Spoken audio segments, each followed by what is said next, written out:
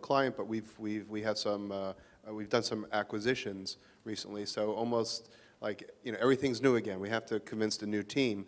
So, one of the things that we try and do is, we can come in and say, leaning's great and the process is great, and yes, I know you're going to be away from your desk for 3 days and the phone calls are going to pile up and the work's going to pile up, but let me tell you that it's going to be worth your while in the end.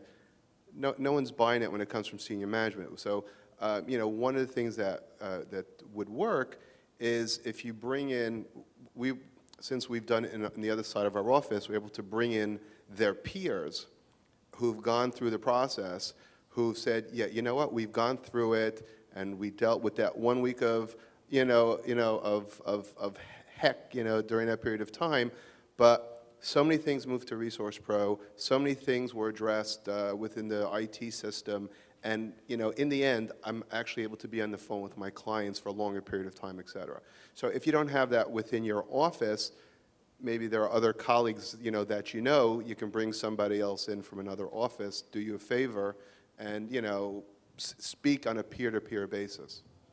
Okay, anyone else? All right, am I gonna force you to share? I know I'm between you and food, so with that, we'll wrap it up.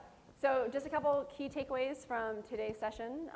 Hopefully, as you can see, change is real, and it can be managed. And if it's not managed, it will manage itself, and it will take longer and be more painful. Don't forget about the importance of biology. Some of those things are important to understand how we behave. Again, flip resistance to manage the transition, so get those resistors and get them to be supporters or advocates. I hope the Leader Action Plan was helpful, a very tactical tool that you can bring back to your organization, use yourself, or train others to use. Actively mitigate impacts, right? Look at your chain saturation, what else is happening, because you may have a collision, right, coming to your organization, and then finally measure, right? And then shine for success, meaning make sure you're communicating those successes, right? Whether it's peer-to-peer, office-to-office. It's really important that folks hear success stories. If your organization's never done it, bring in another organization that's done it, right? It's really important to give folks that hope and really shine a light on success.